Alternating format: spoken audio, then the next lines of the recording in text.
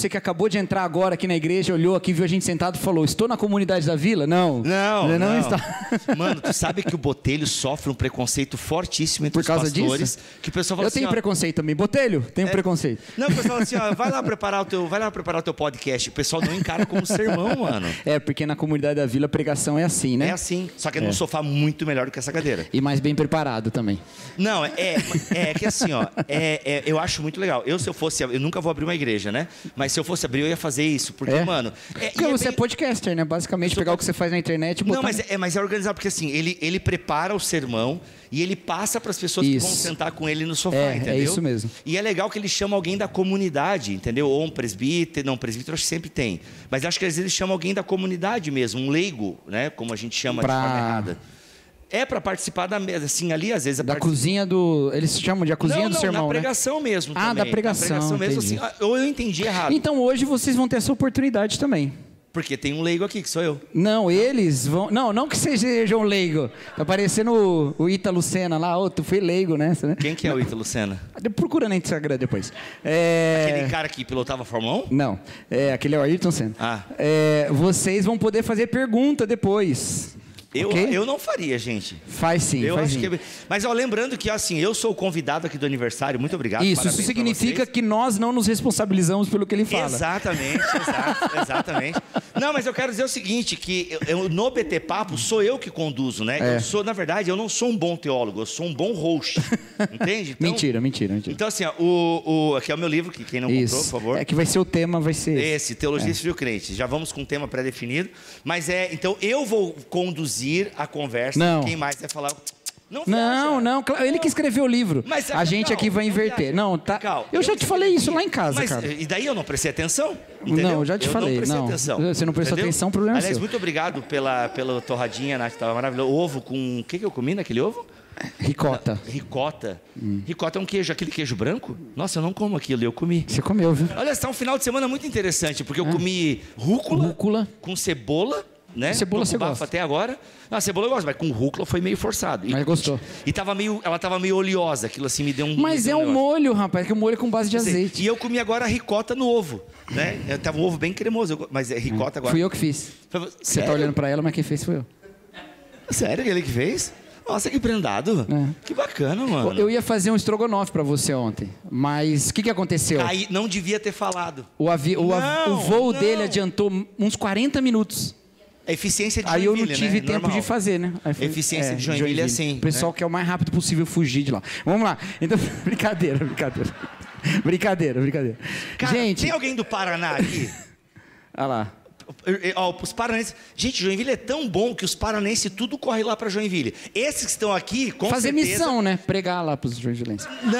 Não é, mano. É porque não tinha emprego no Paraná. Daí lá nós tínhamos a Tupi, nós tínhamos a Embraco. E tem o que agora? A Embraco ainda tem. A Chus. Entendeu? Nós temos tudo lá. Só que eles mudaram o nome porque agora algum chinês comprou. Entendeu? Então assim, o pessoal vinha... Mano, é muito paranaense. Não, Joinville é legal mesmo. É uma cidade boa. Não tem nada para fazer. Que é o melhor tipo de cidade. Exatamente. Mas esses paranenses que estão aqui tá errado. Provavelmente algum problema. Estão fugindo de alguma coisa. Não, mas aqui é maravilhoso, Nova Odessa. Nova Odessa? Eu tô tentando vir pra cá, mas não deixam. A cidade não me quer. Tem uma casa pra vender aqui na frente, a irmã disse. Só que ela não tem preço ainda, ela falou. Mas se for pro pastor é mais barato. Mano, mas tu morar na frente da igreja... Não, pastor não pode. Tem que ser outro. Porque tu sabe pastor que pastor não pode. Não pode. Não, gente, é verdade. Porque pode sim. Não pode. Vocês não têm... Vocês são membro de igreja sem noção. Eu vou falar porque eu não sou pastor, eu posso. Então deixa eu falar no teu nome. Mas, cara, é porque assim, ó, eu sou formado numa faculdade luterana de teologia, né? A FLT. E assim, é tradição na igreja luterana, é meio que tradição o pastor morar do lado da igreja. É porque assim, como o luterano, quando chegou aqui, era odiado pelos católicos, de briga mesmo, de matar, de apedrejar, essa coisa toda, era tipo isso mesmo. Então a igreja luterana tinha que fazer tudo no terreno dela, tá ligado? Então tinha que ser o templo, tinha que ser a casa do pastor e o cemitério, velho. Era o cemitério, era do lado da igreja. Opa, era aqui cemitério. Tem umas coisas semelhantes com os letos, né? Só não tem cemitério, né?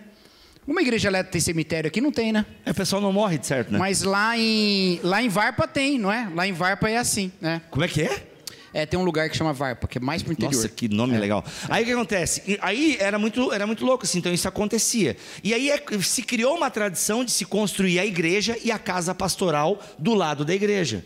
Gente, isso não é vida. E sabe quem sofre? A família do pastor. A esposa do pastor sofre muito. Porque assim, ela não tem casa, tá ligado? A galera vai entrando assim, tipo, porque ela acha que a casa do pastor é uma extensão da igreja. E, gente, isso é muito sério, parece assim engraçado e tal. Porque igual pega a chave aqui da salinha das crianças e fala assim, tem a chave da casa do pastor aí que eu preciso pegar na... Não, era tipo isso mesmo, assim, a galera, e isso, mano, assim, deu vários problemas, vários. Então eu não vou poder morar aqui na sua casa, Ana. Não tem como, não, é o fim da vida do Cacau e da Nath, é o fim da vida deles se eles moram assim. Verdade, não façam isso, não morem nem um dia, nem morar nessa cidade. Eu acho tão legal que vocês moram em outra cidade, que daí não venham pra cá, eu acho. Mas vamos cortar o aleatório aqui, como é que começa? Aleatório, foi muito bom, viu? Deu certo. Agora roda a vinheta, Rafa. Bibotalk apresenta BT Papo, uma conversa regada à Bíblia, teologia e risadas. Muito bem. Não, começa assim, BT Papo? Começa assim. Muito bem. Começa mais um BT Papo de número 83, Idade de Cristo. O pessoal não entende muito esse negócio da Idade de Cristo, mas é que é o seguinte... Perguntaram na minha caixinha. No 33 ele falou a idade de Cristo. Que é quando ele morreu. Aí no 34 a gente fez uma piada de que, como Jesus ressuscitou e não morreu mais, todos os anos pra gente tá vivo até. são a idade de Cristo. Então a gente ficou tá falando agora 2025 anos, inclusive. É o nosso irmão mais velho. Exatamente. Começa mais um BT Papo. Senhor Cacau Marques, hoje vamos responder. Hoje você vai responder perguntas sobre o seu livro. Não, o Cacau tá quebrando. O livro do Bibo, Teologia Esfrio, Crente, ponto de interrogação. Não é uma afirmação, gente, por favor. Ponto de interrogação. Baratinho esse livro. Teologia Esfrio, Crente. Muito barato. Um livro Quem que faz... quer um livro do Cacau nessa coleção? Eu quero. Levanta a mão aí, todo mundo. Na internet, comenta aí, eu quero. Que é um absurdo o Cacau ainda não ter um livro nessa coleção. Queremos. Tá? 30 páginas é a coleção... Só 30 páginas no Word. Obrigado. É fonte 12 Times New Roman. Espaçamento simples. Então, já é muita página para mim. 30, mano, é mesmo? Coleção Teologia para Todos. Já tem quantos? 9? 12? Bingo! Eu não sei quantos tem. Eu sou Sai o curador. de 3 em 3, né? Vai sair de 2, agora vai ser uma com 2. 2 em 2. Quando eu estiver lançando sozinho, eu mando o meu. Não, tem 9. Tem 9 já livros. tem 9. Então são livrinhos... Não sei. Pequenininhos com temas básicos de teologia, tá bom? Bem baratinho. E a gente quer falar hoje sobre esse assunto do que, na verdade, conecta com esse livro. Não é a pergunta exatamente do livro. Mas conecta com esse livro, que é qual que é a importância da teologia para a vida da igreja. Porque existe um mito, um estigma de que teologia vem para atrapalhar a igreja, não é? Que ele vem para dividir cada um, né? O cara entra no seminário, depois volta com um monte de opinião, começa lá a pregar um monte de doideira, né? Porque tem doideira no seminário. Mas isso que eu ia falar, antes da gente responder a pergunta e essa pergunta, de fato isso acontece. Tem pessoas que vão para o seminário e eles voltam para atrapalhar a igreja. Tem. Mas o problema não é do seminário. Também. Como? Às vezes é do seminário. É porque a pessoa... É que, assim, como as igrejas às vezes acabam criando teologias muito esquisitas no seu seio e se perpetuam algumas coisas esquisitas que não são necessariamente erradas, mas não estão na Bíblia. Vou dar um exemplo bem prático para vocês. Estou eu lá numa igreja, uma igreja pequena, e aí eu fui ordenado ao ministério pastoral nessa igreja. A igreja é a comunidade do evangelho... Eu posso contar isso, será? Corta essa parte, Rafa, qualquer coisa. Aí põe um pi no nome da igreja. Mas enfim, onde eu fui ordenado ao ministério pastoral? Então, era uma igreja maravilhosa, gostava daquela igreja. E aí um dia resolveram, né, não sei porquê, me transformar pastor. Quando você falar corta essa parte, você tem que falar corta essa parte, Rafa e Gilberto. Porque no nosso site, o Gilberto é que edita. Não, pode deixar, não tem problema. A igreja acho que nem existe mais, mas enfim. Aí o que acontece? Mano, aí eu fui lá, dia da minha ordenação pastoral. Tô eu lá, ponho o meu blazerzinho e tal, cheirosinho. Vou lá pra frente, eles falam, o Bíblia, não sei o que, tá aqui, é uma benção, tal. Vamos ordená-lo agora ao ministério pastoral. E eles começam a derramar um óleo na minha cabeça. Mano, sujou o meu blazer. Mas enfim, essa é outra parte. Pô, foi R$150 para lavar. Aí o que acontece? Mano, aí eu fiquei... Mano, por que eles derramaram o óleo na minha cabeça? Eu fiquei um pouco encasquetado. Fui pesquisar sobre esse negócio de derramar óleo na cabeça dos outros. E de fato, na Bíblia não tem derramamento de óleo na ordenação pastoral. Na Bíblia é meio sem graça mesmo, é só a mão, tá ligado? Não tem assim nada muito legal no Novo Testamento. Ordenação hidráulica, hidráulica. Manual. Quando o pastor tá meio ruim, tem que fazer troca de óleo. Ele vai troca de óleo, exato. Acontece. Vai ser um pouco depois de alguns anos de ministério, né? É Carlos o nome dele, né? O Carlão, É só pegar o Carlão. O Carlão tá aqui desde o início da igreja e olha pro Cacau que não tá desde o início. Tô acabado. Exato, como o ministério pastoral faz mal, né? O Carlão tá lá, né? Continua firme e forte sem ser mantenedor do Bibotalk. Aí o que acontece? Mano, aí eu fui pesquisar sobre isso. Mano, não derrama nada na cabeça dos outros. Não. Entendeu? No Novo Testamento é meio sem graça mesmo. É só orar e aí tem alguma coisa do Espírito Santo ali com a mão e tudo certo. Aí o derramamento de óleo tinha no Antigo Testamento. Profetas, reis, sacerdote. E era mais legal derramar óleo no chifre, aquela coisa. Não no chifre da pessoa, né? Não sabemos. Usavam no chifre. Botava no chifre. Exato. Se a pessoa tinha, a gente não sabia. Aí o que acontece? Mano, eu fui conversar com o pastor. Pastor, por que derrama óleo na cabeça da gente quando a gente é ordenado pastor? Aí ficou aquele assim, 10 segundos de silêncio. Ele, porque a gente sempre fez assim. É que no Antigo Testamento tinha, né? Daí o pastor da igreja. Falei, então, pastor, no Antigo Testamento tinha, mas era só para aqueles ofícios, né? Rei, sacerdote, profeta, que Cristo veio e, né, de alguma forma, ressignificou isso e tal. No Novo Testamento, que é a nossa base eclesiástica, é só imposição de mãos. Ele, rapaz, a gente está há 20 anos fazendo isso. Então percebe, o que eu quis dizer com essa história? Que às vezes a igreja perpetua algumas coisas que não são necessariamente erradas, mas não estão certas também. E aí vem o estudante de teologia, então, está errado. Ou não se faz assim na Bíblia. Então acaba causando às vezes algum certo alvoroço na comunidade. Não sabe escolher as brigas, né? Não sabe escolher. E como é que se escolhe as brigas, Cacau? Eu queria te perguntar isso. Olha só, ele invertendo. Vocês perceberam? É que eu conheço ele há muito tempo. Eu sabia que ele ia fazer isso alguma hora. Mas cara, a gente tá aqui pra te ouvir. Pois é, como? Como? Não sei, eu não sou pastor de igreja, entende? Eu era o cara que causava problema na igreja. Por incrível que pareça, a Bíblia resolve isso. A Bíblia resolve? A Bíblia resolve isso. Onde? Tem alguns textos que falam sobre isso, curioso, né? Curioso. Olha aí, ó. Olha, quem diria que você ia fazer uma pergunta e eu teria a resposta? Bíblica, que é o que a gente espera. Paulo aqui. Escrevendo tanto a Tito quanto a Timóteo, ele fala para não entrar em discussões inúteis, lembra? Inclusive, é isso que ele quer dizer a respeito de genealogias, fábulas judaicas, não sei o que lá, ele manda não entrar em discussões inúteis. Exato. E aos Romanos e os Coríntios, ele fala para respeitar o que cada um faz para a glória de Deus. Não Olha é? Só, uns comem comida sacrificada, uns comem de tudo, outros comem só vegetais. Exato. Quem come para a glória de Deus, quem não come, rúcula, não come para a glória de Deus também. Quer Amém. comamos, quer bebamos, quer façamos qualquer outra coisa, façamos para a glória de Deus, lá em 1 Coríntios. E tem mais... Ih, rapaz, fugiu agora da memória. Peguei. Tiago. Viu? Tiago, obrigado. Tiago fala: a paz seja o árbitro no vosso coração. Isso é perigoso. Não é. Ele é perigoso porque as pessoas não entendem. Tá, vamos por partes. Quando que eu falei sobre isso aqui? Foi domingo passado? Não, você não falou no BT Domingo passado, não foi? Esquece a igreja. Ninguém está nem na igreja problema... agora. É a público da internet. Tá, não. A paz seja o árbitro no vosso coração não é sentir paz, Não é isso. Porque quando assim que a gente usa. Mas está erradíssimo. Quando Pedro pisa nas águas, ele não estava em paz. Ele estava meio preocupado, né? Afundou, mas ele pisou. Né? Afundou. Afundou depois, né? Mas tá. no início ele andou. É que ele olhou para os problemas que estavam ao seu redor para ter Quando Gideão vai enfrentar, ele está cheio de problemas. O Paulo mesmo fala, né? Quando a gente chegou, a gente tinha temores internos, tremores externos, né? Ele estava preocupado. Mas foi. A paz seja o árbitro no vosso coração é escolha pela paz. Pela paz das relações. O tema lá todo é sobre relacionamento. Então, quando você for decidir uma coisa, pensa, o que vai gerar paz? Porque tem no livro Uma Igreja Chamada Tov, do Scott McKnight e Laura Berringer, tem um capítulo que eles falam que o pastor precisa saber perder. Tem que saber perder. Reunião de diretoria, por exemplo, ele tem que saber ser voto vencido. Ele tem que saber perder. Que é uma questão de escolher briga. Sim. Porque a igreja não precisa ser do jeito que o pastor quer. Não precisa. Ele não é, ele é só, como é que o Ranieri falou? Ele é só o cachorro que late, né? O pastor mesmo é Jesus, ele é só o cachorro ajudando ali, ou o porquinho, se for o baby, ovelha, né? Ele é a ovelha com o sininho. Eu gosto mais desse exemplo da ovelha que vai carregando o sininho também. Não, eu gosto de chamar pastor de cachorro. Cachorro pequeno, um porte? certo prazer pessoal. Sério? Pequeno porte sou eu, né? O Ranieri, por exemplo, é grande porte. É um cachorrão. O Ranieri é o cachorro que inspirou o Scooby-Doo, tá ligado? Aquele dog alemão. Tu já é um dog alemão. Meio endemoniado, assim. O Pincher sou eu, isso aí. Ele é o dog alemão.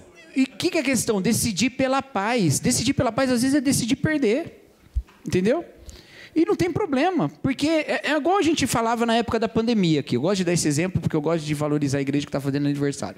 E, na pandemia, a gente teve que tomar decisões difíceis e a gente conversou com a igreja e falou, olha, se você não concordar, conversa com a diretoria, não tem problema. Só que saiba, a vontade de alguém vai ser feita. Não vai ser a de todo mundo. Então, a gente vai fechar, a gente vai abrir. Tem gente que quer que abra, tem gente que quer que feche. Na pandemia, lembra essa história de abrir e fechar? E aí, só vai ter para fazer, não dá para deixar só meia porta aberta, né? A gente vai tomar uma decisão, vai alegrar alguns e não vai alegrar outros. E a igreja entendeu super bem isso. Porque é assim, a gente tem que saber perder. E nem sempre vai ser do nosso jeito. Então, escolher as brigas, eu acho que o princípio é aquilo que não é central, porque não impede dar glória a Deus. Romanos, 1 Coríntios. Aquilo que não é, o que foi que eu falei lá já? Aquilo que não é bobagem, que é o caso lá, genealogias, fábulas, não sei o que lá. A gente tem que entender que visões diferentes sobre algumas coisas não tem problema. E terceiro, aquilo que vai gerar só calor e não luz, que é aquela expressão, um abraço pro Mac, um abraço pro Mac. Então, acho que essa é a falta de sabedoria que muitos seminaristas têm e tal. Porque ele aprende um negócio no seminário e ele já quer trazer para a igreja de forma muito, assim, como se fosse uma avalanche, sabe? E aí ele realmente não edifica ninguém, ele só arrasta. E eu passei muito por isso, porque, imagina, eu aprendi a amar a Bíblia na Assembleia de Deus, eu era realmente um rato de escola dominical, eu aprendi a amar a Bíblia lá. Só que, de fato, a questão teológica não era tão forte assim, mas amar a Bíblia era, por mais que isso pareça não fechar, mas às vezes não se tinha um cuidado metodológico do estudo da Bíblia e tal, ainda que as revistas da escola dominical sempre fossem muito boas assim e tal, mas estudar a teologia mais a fundo e tal, enfim. E aí, quando eu fui estudar teologia e começo a aprender algumas coisas, você quer ensinar, até a motivação do seminarista é isso, ele quer ensinar, porque não, isso não é bem assim, é assado, porque no grego, porque Lutero disse, tipo, só que você não tem sabedoria como trazer isso, assim. Então eu lembro, assim, que eu cheguei a ficar, eu sempre fui um pouco insuportável, mas eu cheguei a ficar realmente insuportável. Mentira, porque... gente, não, mentira. Calma, eu estraguei um churrasco. Não, mentira, um pouco, mentira. Aí sim. Não, porque eu estraguei um churrasco uma vez, porque uma amiga minha, ela simplesmente surtou comigo, porque eu estava corrigindo uma pregação lá, não sei o que lá. E, mano, e ela começou assim, para, tu desce lá de São Bento e vem ficar falando que aqui tá tudo errado, não sei o quê, ninguém aguenta mais e tal. Mano, eu estraguei um churrasco. Tu tem que ser uma pessoa muito chata para estragar um churrasco, né? Uma pessoa muito insuportável. Você estava na carne, né? Exato. Boa. Eu estava na carne. Mas aquilo foi muito interessante, assim. Então aquilo já acendeu um alerta para mim. E o alerta de que eu estava realmente me perdendo nos meus conhecimentos e tal, e não estava edificando a igreja, foi quando um dia nós estávamos num culto de jovens, aí tinha um amigo meu dirigindo o culto, e ele começou na profecia. No movimento pentecostal é muito comum as pessoas profetizarem, falarem em nome de Deus lá na frente e tal. E ele começou a falar assim, Mateus, Deus quer falar com um Mateus aqui. Mateus, se você está aqui, Deus quer falar com você e tal, e Deus tem uma palavra para você, uma palavra de livramento, mas Mateus, você precisa vir aqui à frente agora, que a igreja precisa orar por você. E ele ficou lá, e Mateus, e cara, nenhum Mateus aparecia. Aí eu, no alto da minha arrogância, virei para um amigo meu que estava do meu lado, que por sinal, inclusive, era o meu mantenedor, o cara que me levou para a faculdade, né, que estava me sustentando na faculdade. E eu falei assim, mano, aí ó, por isso que não dá, mano, não tem como acreditar num negócio desse. Olha, o cara tá 3 minutos chamando o Mateus não se manifesta, porque, mano, isso não é profecia. Na época eu acreditava que profecia era a pregação da palavra de Deus, né? Aí, tipo... Ixi, agora vai vir 4, 5 perguntas dentro na caixinha, né?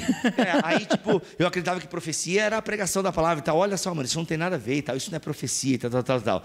Aí meu amigo respirou, assim, com aquela sabedoria divina e falou assim, olha, Bibo, pode ter certeza, se um dia de fato Deus quiser falar com o Mateus, ele não vai usar tu, nem vai usar eu. Ele vai continuar usando o fulano lá na frente. Nossa, aí quando ele falou aquilo, eu falei, realmente, eu acho que eu preciso voltar um pouco para as minhas raízes pentecostais e calar um pouco a minha boca e aprender a escolher um pouco mais as batalhas. Mas aqui vocês não vão ficar fazendo isso aqui não, viu, pessoal do louvor aí? Essa batalha eu não vou perder não. Tô aqui chamando gente aqui da frente. Joaquim, vem aqui, Joaquim. É um pouco exagerado mesmo esse movimento pentecostal. Mas sabe, assim, tipo, então... De fato, a teologia pode pode esfriar uma fé genuína da pessoa e não calibrar essa fé, entende? Então, e de fato, quem estuda teologia pode transformar um problema. Isso acontece também quando determinados movimentos teológicos começam a fazer parte. Vamos dar um exemplo, se começa a vir pentecostais para cá e às vezes querem impor uma prática litúrgica que não é a prática litúrgica de vocês. Tipo assim, começa a vir, de repente fecha uma Assembleia de Deus aqui, vem uns 15 e começa a falar, vocês falam em línguas aqui não, né? Aí começa a falar em línguas e tal, araciba, labaraninha pra cá e tal. E aí, tipo, isso vai causar um desconforto em vocês, entendeu?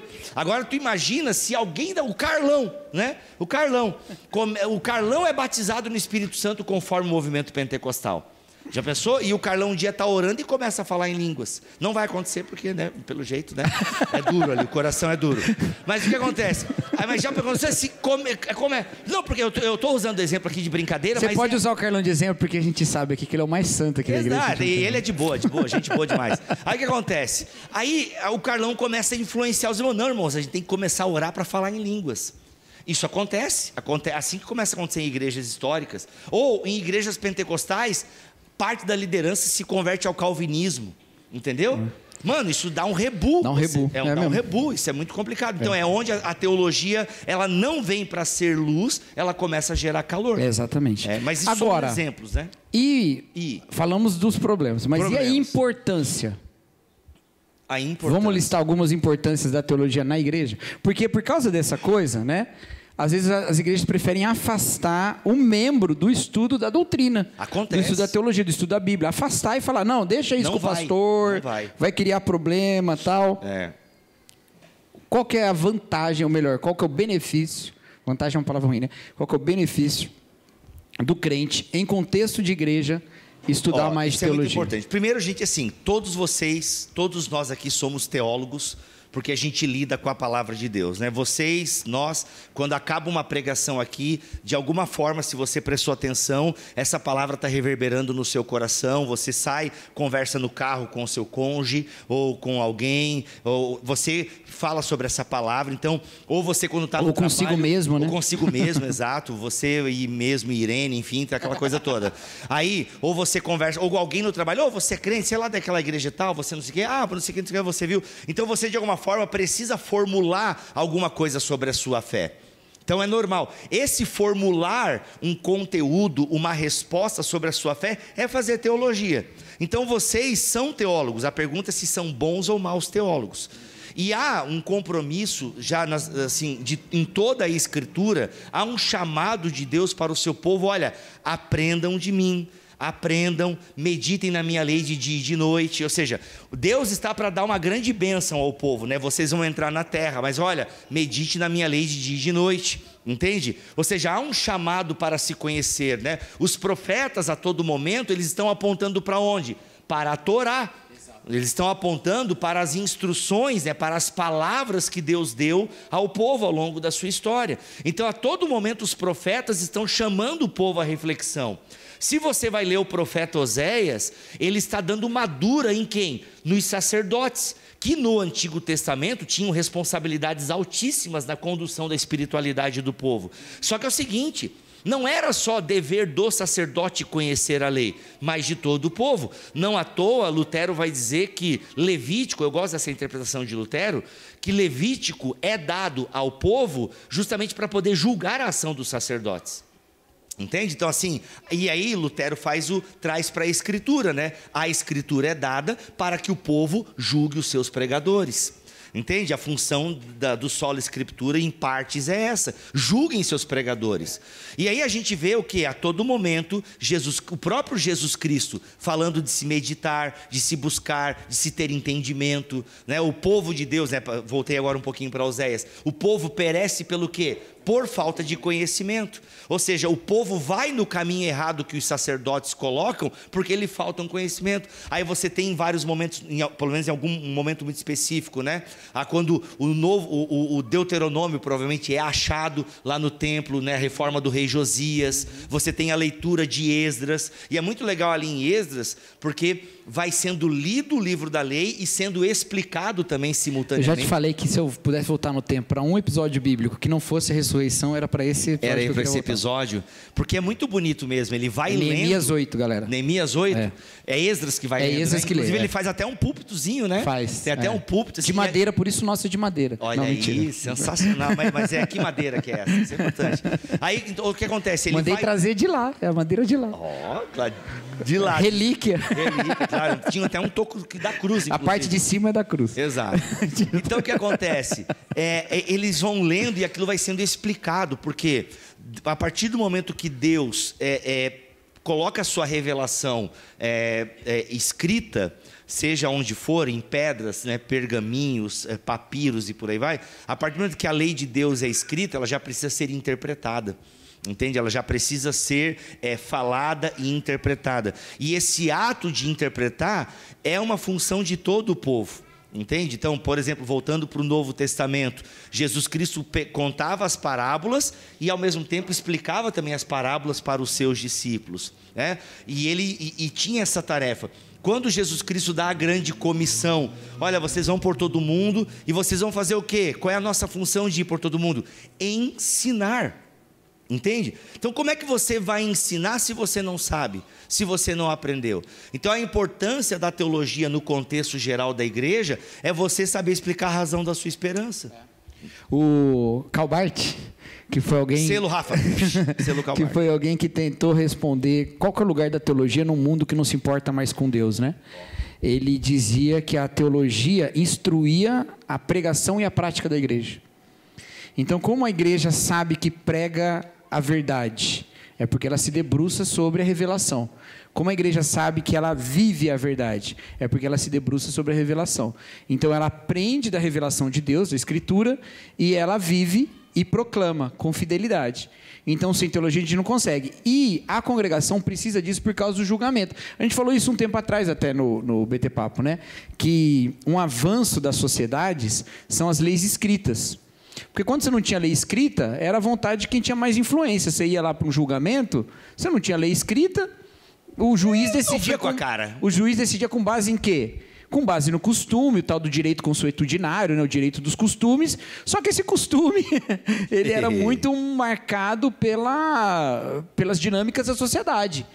Aí a lei escrita vem e fala, o negócio do escreveu, não leu, o pau comeu, né? Está escrito, agora é aqui. Ainda que ela fosse escrita de maneira injusta, abriu-se a possibilidade para reformas que fossem tornando cada vez mais justas. Né, jurista? Estou certo, né? Isso aí. Então, a questão é essa. Advogada? Advogada, é. E aí vai esse desenvolvimento. Então, de alguma maneira, a lei escrita é uma vantagem para o povo. Apesar de leis muitas vezes trazerem injustiças, o povo pode cobrar com base na lei que alguém mais poderoso está fazendo errado. Mesmo que seja uma lei injusta. Em algum momento o cara pisa fora da linha e fala, peraí, mas quando é contra mim essa lei funciona, contra você não funciona? Tem que funcionar também. A Bíblia ajuda nisso. Se Lutero fala isso, achei interessante. Eu tenho problemas com as interpretações da Torá de Lutero, mas esse eu gostei. Se ela foi escrita para julgar os sacerdotes, a Bíblia também existe para julgar a liderança. Não só para julgar a liderança, ela julga toda a nossa... ela julga o povo. Mas a liderança também. Então, há uma congregação que estuda a Escritura e por isso critica... Não precisa ser no churrasco, mas que critica a pregação com amor... Porque essa é a diferença. Né? Exato. Essa é a diferença. Ela está ajudando o pastor a pregar melhor e está ajudando a própria congregação a caminhar com clareza e fidelidade nas Escrituras. Porque existe um jeito de você falar, existe um jeito de você criticar, né? Que não era o jeito que eu tinha, era muito, talvez até pela minha personalidade, às vezes meio invasiva, sem noção, enfim, né? Mas, tipo, um pouco, né? Mas, assim, existe um jeito de você falar. Imagina, tadinho você. Então, existe um jeito, entende, de você chegar... Por exemplo, igual quando eu fui questionar o pastor sobre o óleo derramado na minha cabeça. Né? Talvez o Bibo do Antigo Testamento chega assim... Cara, nada a ver, mano. Quero a ordenação de volta. Você quer me fritar? Você está achando que ia jogar esse óleo barato aí, esse óleo que mirra, né? E tal. Nada a ver o que vocês fizeram comigo. Não... Chamei, perguntei como é que é, então assim, me interessei pela cultura da igreja, por que faz aquilo, de onde se tirou e tal, né? Então você vai falando com jeito. Por exemplo, Paulo está pregando, e é o clássico, né? Caso dos bereanos, né? E os bereanos estão lá fazendo consultando se aquilo que Paulo estava falando estava de acordo com as Escrituras. Exato. Então, o estar de acordo com as Escrituras deve atravessar a história. E é por isso que quando a gente lê algumas histórias, né, da Idade Média, e a gente, mano, como é que o povo acreditava nesse tipo de coisa? Ué, é a mesma coisa do que a gente vê hoje. A gente vê tantas aberrações, como eu falei para vocês ontem à noite aqui, a gente vê tanta aberração, igrejas com tantas coisas que são assim, mano, como é que o povo acredita? É porque o povo não tem instrução. Na verdade, no Brasil mesmo, a gente sofre com analfabetismo. Como é que é? Como é que é? Funcional. Cara, a boa parte da população brasileira é analfabeta funcional. Junta a letra e não interpreta. Não interpreta. É um problema seríssimo que a gente tem. Seríssimo. E isso reflete na vida da igreja. Isso reflete na vida da igreja. É uma marca dos protestantes no começo da evangelização protestante no Brasil era essa, né? Que havia um incentivo muito grande para desenvolver as habilidades de leitura da congregação, né? Que era justamente para ler as Escrituras. E então tinha esse avanço, isso dava diferença até na contagem de analfabetismo no Brasil vinculado com religiões. Exato. Hoje em dia já não dá mais tanta diferença. Hoje já mudou isso. Mas o fato é que a maioria das pessoas... Na verdade, a gente vive vários problemas hoje em dia, até onde eu sei, eu posso estar errado, tá? A gente vive Mas a parte histórica está certa, a parte atual eu não tenho certeza. Mas enfim, depois você joga no GPT aí. Mas a gente viu uma série de problemas hoje, inclusive, né? De perda de foco, de atenção, de uma série de coisas e tal. E isso, então as pessoas já não sabem ler direito. Alguns dizem que a gente vive uma sociedade pós-escrita, né? Pós-escrita? Olha aí. Vamos lá. Eu vou cozinhar, fazer um estrogonofe. Eu não cara, leio uma receita. Eu tô muito Eu frustrado. abro uns 3, 4 vídeos no TikTok, entendeu? No TikTok. No TikTok. É o melhor canal para receita que tem, é o TikTok. Melhor que o YouTube, né? E aí porque é rápido. Mas pós-escrita. É complicado isso aí. E aí que pega, né? Porque a gente é o povo do livro, né, meu? Então, assim, entendeu? Sim, sim. É o povo do livro e livro precisa ser lido e interpretado. Pode ouvir também, graças ao Cid Moreira, você pode ouvir a Bíblia. Mas ele lê a versão muito antiga, né? Pede pro YouVersion. Tem no YouVersion, tem. Pra ele ler a nova NVI, uma NVT, uma NAA, que é um pouco mais atualizada. Agora, deixa eu fazer outra pergunta. Me pergunta, que tu responde. Existe um risco... Existe um risco. De divisão por causa da teologia mal feita. A verdade sem amor, que Paulo fala em 1 Coríntios. Né? E existe o benefício do julgar as pregações e de orientar a fidelidade da pregação e da prática da igreja. Uma igreja que vive de maneira correta e prega de maneira correta. Certo? Certo. Qual o benefício do estudo da teologia para a comunhão e para a unidade? Para a comunhão? Porque a gente já viu o problema, mas e o benefício? O benefício é o Paulo falando aos Colossenses, né? De habitar a palavra de Deus ricamente em vocês. É Colossenses 3. Isso mesmo. Abre esse texto aí, por favor, pastor. Você que é o pastor, deve conhecer esse texto aí de cor. É um dos textos que eu mais gosto do Novo Testamento. Então ele vai saber onde é que está. Eu só sei vagamente que está em Colossenses 3. Agora, o versículo aí é complicado. Já achou? Achei. O que é isso, Brasil? Eu fui campeão estadual de desembarque. Mentira, eu tô brincando, gente. Não fui, não. Eu ganhava na minha igreja só. Mas sabe que eu ganhei uma curiosidade inútil para vocês aqui nessa manhã. Afinal, vocês vieram aqui para curiosidade. Desembainhar a espada é uma prática que acabou, né? Desembainhar a espada? Sabe desembainhar a espada? Quem disputou desembainhar a espada aí? Levanta a mão. Olha lá, ó. Olha aí. Ô, igreja aqui, né? De quem abre mais rápido? O Milton, certeza que o Milton era campeão disso aí, né? É de quem era, abre... Paulo. O Milton ganhava tudo? O Milton e o Paulo são amigos de quem abre mais rápido a passagem? Fala uma passagem, você levanta assim. Quem abrir agora Abacuque 3:5? Vamos fazer isso agora? Desembainhar a espada. Todo mundo levanta a Bíblia. Sem celular. Quem abrir sem celular. Abacuque 3:5 vai ganhar o livro meu. Não. Vou falar outro, que agora você já deu. Levanta a Bíblia aí, levanta a Bíblia. Vamos lá, gente. Nada de celular. Quem tem Bíblia? Pouca gente com Bíblia, hein? Todo mundo com celular, hein? Vamos lá. Tudo bem, galera, não tem problema. Não é pecado trazer a Bíblia no celular, tá? Vamos lá. Quem abrir em Sofonias 2:1 vai ganhar o livro meu. Sofonias 2:1, desembainhar a espada, 1, 2, 3, vai. Já estão abrindo faz tempo. Não é assim, aí você nunca brincou disso. Então tá aí. Ah lá, lê aí, Priscila, lê aí, ó. Ô Wagner, você atropelou a Priscila lá. Tá, não, peraí, gente, não, é o seguinte, não, desculpa. O VAR. Não, peraí. É que eu brinquei, eu fui falando e a galera já foi abrindo. Foi. Então tem que esperar o valendo, é isso? Não, já vai ter que dar um livro pra cada um ali. Não, eles já compraram. São pessoas prósperas, já compraram. Levanta a Bíblia aí, vamos lá, todo mundo vai. Ouçam o Cacau, tá bom, gente? Não me ouve, que eu sou um caos. Como é que faz? Primeiro eu falo desembainhar a espada, depois eu falo o texto. Isso, quando eu falar já, hein? Levanta a Bíblia aí, vamos lá. Só vale quem tiver cabelo. Só quem tem Bíblia. Rondinelli, tô apostando em você, hein, mano. Alguém quer brincar? Eu tenho uma Bíblia pra você. emprestar. Alguém quer brincar? Eu tenho uma Bíblia. Desembanhar a espada. 1, 2, 3. Abacuque 2, 1. Já!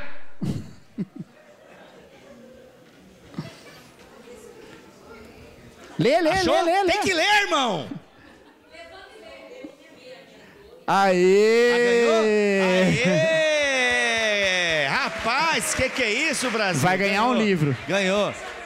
Embaixador do rei, não? Era pra tu ganhar, irmão. Se for embaixador do rei, é doping. Embaixador Olha aí, do rei. muito bom. Irmão, ó, escolhe um livro ali depois do Tio Bibo. Depois você pega um livro. Muito obrigado. Espera, se não vender, tu pega, tá bom? Mas o desembanhar é...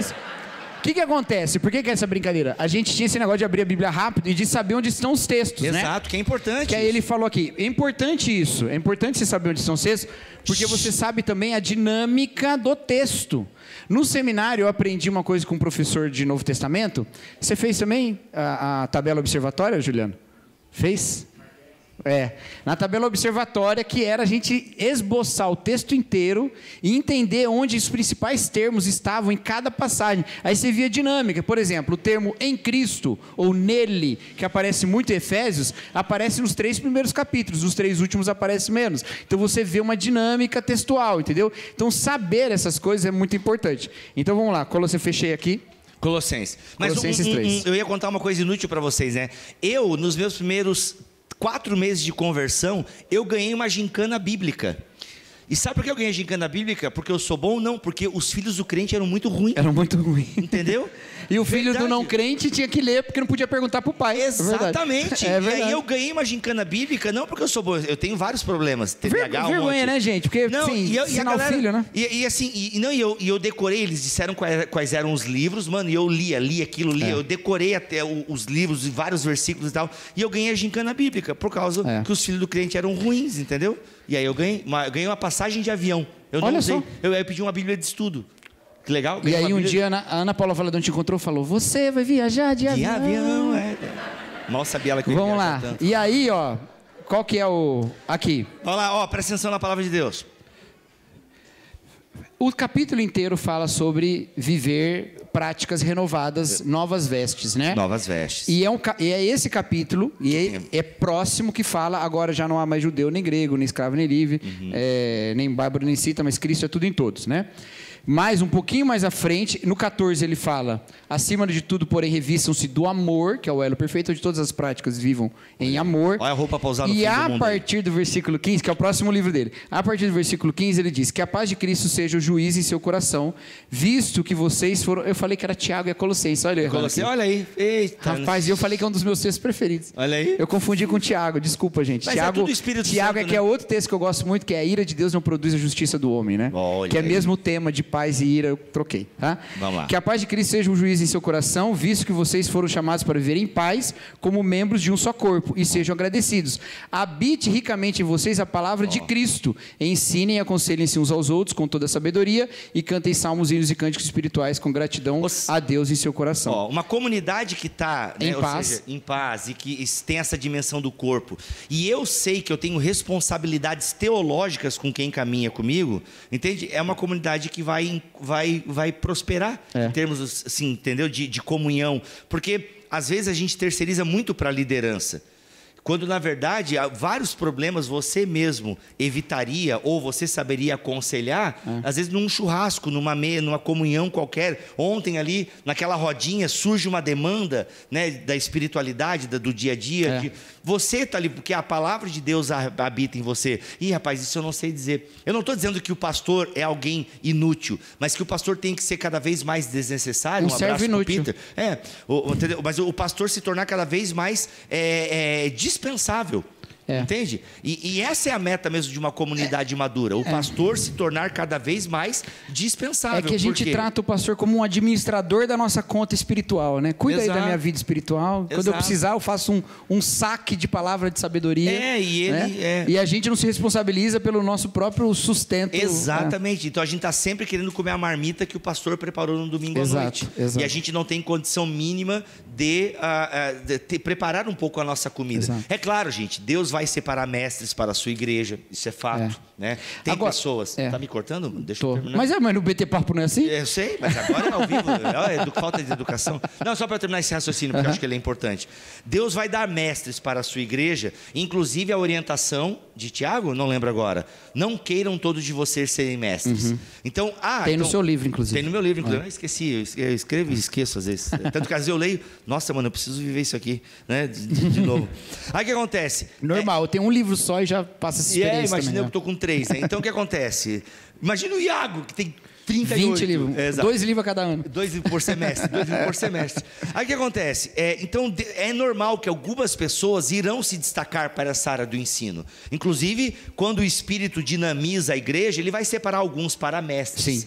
Entende? Então é normal. E alguns, inclusive, para pastores. Então é normal que algumas pessoas tenham uma predisposição maior.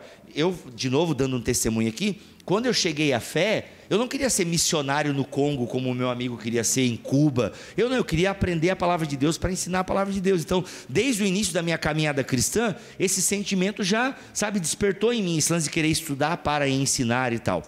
Então é normal, não se culpe por isso, se você talvez não tenha tanto. E às vezes é o seguinte, você trabalha o dia inteiro, chega em casa cansado, ainda vai cuidar das coisas da casa, entende? É pesada a vida de vocês, né? É normal, só que assim, você pertence a uma religião, você pertence a uma comunidade de fé que tem um livro que pauta essa comunidade. Então tem essa responsabilidade de você saber o básico desse livro, sabe? De você entender do que esse livro está tratando.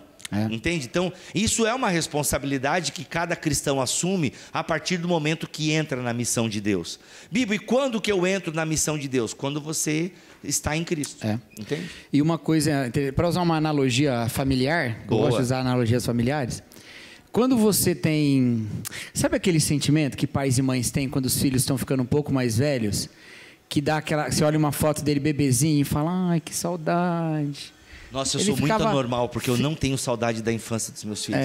É que eles ainda estão na infância. Quando chegar na parte adulta... Mas assim, eu já não preciso mais limpar a fralda, já consegue se virar sozinho. Nossa, mas quando estiver na parte adulta, você talvez vai pensar assim, eu acho também, porque eu não tenho filho, né? Mas você vai pensar assim... Eu acho que eu não vou pensar. Ele ficava agarradinho comigo o tempo todo, né? E dormir na tua cama 3 horas da manhã, Deus o livre, vaza, sai da minha cama. Se você é uma pessoa assim, mais normal... Isso. Você tem esse sentimento. Agora imagina que o seu filho tivesse esse mesmo tipo de apego, não... O amor, porque o amor certamente agora é muito mais consciente. Mas o apego, a maneira de lidar, a dinâmica de lidar de um bebê com você. Tipo, quando ele quer alguma coisa, ele chora, não. 40 anos morando com os pais? Para de ficar... qualquer coisa chora, não sei o que lá e tal, não sabe tomar um remédio, não sabe tudo. Ou mais até do que isso, ficar agarradinho mesmo. Chega num lugar, não conhece ninguém, vai para trás da mãe. Com 40 anos, atrás da mãe, assim, não vai ser uma coisa meio ridícula? Isso não é uma coisa que você quer, mas faz parte desse apego de estar junto, certo? Tem pastor que quer que a igreja fique assim por 40 anos. Porque ele não quer que a igreja se desenvolva espiritualmente, porque quando desenvolve, uma parte do apego, que é a parte que habita só a dependência, ela vai rompendo, mas outros vão se desenvolvendo. Filhinhos, bebês... O amor lindo, maravilhoso que tem por você também tem muito de troca, viu? Também tem muito, não é? Ele também tem essa dinâmica, porque o que ele mais quer é sobreviver. Ele ainda não tem tudo isso claro na cabeça dele. O amor de um adulto já é muito mais, ele já compreende muito mais. Ele já não tem mais a dependência. Tudo bem? Está fazendo sentido isso? Tá. Então, nesse desenvolvimento, tem fase para tudo. Tem pastor que quer que a igreja continue bebezinha para depender dele para tudo. Só que a igreja fica adulta se escondendo atrás dele, qualquer coisa. Exato. Chega lá, Pokémon é do diabo, entra atrás do pastor para saber, para o pastor defender daquele estranho. Exato, entendeu? Exato. E não caminha na escritura. Entende? Cacau, vou te interromper. Então, assim, pode parecer... Então, o tipo de unidade da maturidade espiritual é outra. O pastor pode se sentir desnecessário. Como pai e mãe de filhos adultos, às vezes se sentem desnecessários. Pô, você nunca me liga, né? Exato. E pode ligar todo dia. Ainda assim vai falar, pô, só me liga uma vez por dia. Quando morava comigo, a gente estava junto o tempo todo. Quando você me liga, só 5 minutos. É um ninho vazio. Exato, tem essa dinâmica, e é normal. Pode parecer, o pastor pode se sentir meio desnecessário. Pode. Mas se sentir... a meta, na verdade. Exato, se sentir necessário às custas do desenvolvimento espiritual da igreja, é uma loucura. É uma loucura. É não querer que a igreja cresça. Exato, exato. E também tem um outro lance que acho que o Cacau concorda comigo, se não concordar eu lamento, mas tem o Estarei lance... errado? Estarei errado. Eu até poderia concordar contigo, mas seríamos dois errados. Exato. Não, brincadeira. Mas é o lance de que às vezes também é porque é mais fácil dominar crianças. Ah, normal. Ih, entendeu? Normal. É mais fácil você dominar uma igreja infantil. Aliás, e a palavra de Deus já adverte isso, né? Quando o autor aos Hebreus escreve aqui. Olha só. E sim, eu falei autora só para provocar, porque pode ser que tenha sido uma mulher que escreveu o Hebreus. Aí o que acontece? A gente não sabe, né? Então especula-se, talvez Priscila, quem sabe? Né? Priscila. Seria muito Foi legal. Você, Priscila. É? Foi você, Priscila. Não foi. Tem muito de jurista aqui, tá? Quem vai aqui? Mas Hebreus já alerta sobre essa infantilidade espiritual no capítulo 5, a partir do versículo 11. Quanto a isso, gente, olha que loucura isso aqui. Quanto a isso, temos muito que dizer, coisas difíceis de entender. Então o autor aqui já entende que tem coisa que é complicada. Ou a autora. Porque vocês se tornaram negligentes para ouvir, que era o mais comum, inclusive, na época, né? Ler não era tão comum. Era mais comum ouvir, era a tradição oral. Era muito caro o texto impresso, né? Escrito, impresso não tinha, escrito, gente, né? Paulo escrever, gente, imagina, o dinheiro que ele recebia para se manter nas prisões, porque ele tinha que se manter nas prisões, e ele ainda usava para comprar material para mandar carta. Mano, pensa num cara maravilhoso, Paulo. Né? Só perde mesmo para Jesus e Maria. Então o que acontece? Não, vai que tem algum católico aqui, a gente quer ser inclusivo. Aí o que acontece? Olha só, aí ele está dizendo o seguinte, que são coisas, e vocês se tornaram negligentes para ouvir. Vocês não estão prestando atenção, e nem tinha celular na época, tá? Pois, embora a essa altura, mano, isso aqui me pega. Embora a essa altura já devessem ser mestres. Olha aí. Olha, vocês se tornaram negligentes para ouvir. A essa altura, o Grant Osborne, ao comentar essa passagem aqui, ele fala que provavelmente já é uma segunda geração de cristãos que estão recebendo aqui essa advertência, né, do autor. E aí, no caso assim, vocês já deviam ser mestres, mas precisam de alguém que ensine a vocês novamente os princípios elementares da palavra de Deus. Ou seja, vocês não avançam. Vocês já eram para estar o quê? Ensinando a outros. Mas precisam que ensinem novamente os princípios elementares da palavra de Deus. Galera, sabe o que tem por trás do grego aqui? No grego revela algo muito interessante que a palavra de Deus está dizendo. É isso aqui mesmo que a gente está lendo. Não tem nada que precisa ser interpretado, porque no grego... Não, no grego é isso aqui mesmo que está querendo ser dito, entendeu? Sabe, se tornaram preguiçosos, né? Talvez aqui traz um pouquinho, né? Se tornaram preguiçosos, sabe? Para ouvir. E vocês agora, sabe, vocês não crescem. Tá? Vocês precisam que alguém ainda ensine os elementos elementares da palavra de Deus. Estão precisando de leite, não de alimento sólido. E para fazer uma conexão com a comunhão, olha como as coisas são, hein? A gente não combinou isso. Não, pera que vai vir por favor, comunhão aqui. Mande, não vou interromper a Bíblia. Você eu interrompo, a Bíblia não. Eu trouxe uma Bíblia física para não mexer muito no celular aqui, senão... Olha aqui, ó. Quem se alimenta de leite ainda é criança. E não tem experiência no ensino da justiça. E aqui, ensino da justiça, cara, é a vida cristã. É a vida cristã. É a vida do justo, tá ligado? É muito louco isso aqui. No entanto, o alimento sólido é para os adultos, os quais, pelo exercício constante... Olha aqui, hábitos atômicos, mentira. Olha aqui os hábitos, tá? Exercício constante, se tornaram aptos para discernir tanto o bem quanto o mal. Olha a teologia na vida da comunidade. Se tornam aptos para discernir o bem e o mal. Mas por que não discerne? Porque só fica no leitinho espiritual. E sabe por que isso gera comunhão? Paulo, em 1 Coríntios capítulo 3, fala... Quando estive entre vocês, não pude levar alimento sólido, mas leite, porque vocês eram carnais. E como eu sei que vocês são carnais? Porque há entre vocês divisões. Então, o desenvolvimento espiritual para uma maturidade leva à comunhão. Mas não é a comunhão no que eu quero, no que eu penso. Exato. Essa turma é muito legal, eles concordam com o que eu concordo. É uma comunhão legítima na palavra de Deus. E aí que é o lance, porque... A gente caminha na Escritura para a comunhão. Quando a igreja julga, por exemplo, os falsos mestres, um dos efeitos dos falsos mestres é a falta de comunhão. Ele divide a igreja, porque ele ensina uma coisa que não veio antes, que Paulo fala aos Gálatas. Então, se a gente tem a firmeza de que estamos caminhando juntos em comunhão na Escritura, a gente está amadurecendo e está fortalecendo os laços. Se a gente não tem a Escritura, a gente vai escolher o quê? Os coríntios escolhiam seus pregadores preferidos. É Paulo, é Pedro, é Apolo. Né? Agora, ou a gente vai escolher as nossas pautas preferidas, ou a gente vai escolher qualquer coisa, né? A galera hoje escolhe, tem a turma de Cristo, né? Que eram os piores, né? Não sei se eram os piores. Os pneumáticos, né? Que ele vai, inclusive, criticar lá no capítulo depois. Mas 11, era mesmo? Eu nunca me convenci dessa história. Eu gosto dela. Não, ela é legal. Interessante, ela né? É legal. Os pneumáticos. Nós somos de Cristo, né? Os espirituais. Os tal, espirituais. Porque tinha uma galera que se identificava, né? Com Paulo, Apolo, Pedro e tal. E tinha galera, não.